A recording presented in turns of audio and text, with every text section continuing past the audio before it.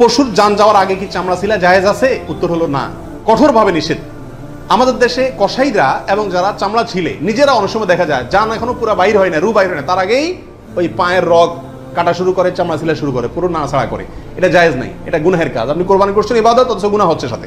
নবী আলাইহিস সালাম বলেছেন ইন্নাল্লাহা কাতাবাল ইহসানা আলা কুল্লি শাই, আল্লাহ সব বিষয়ের প্রতি ইহসান করার নির্দেশ করেছেন।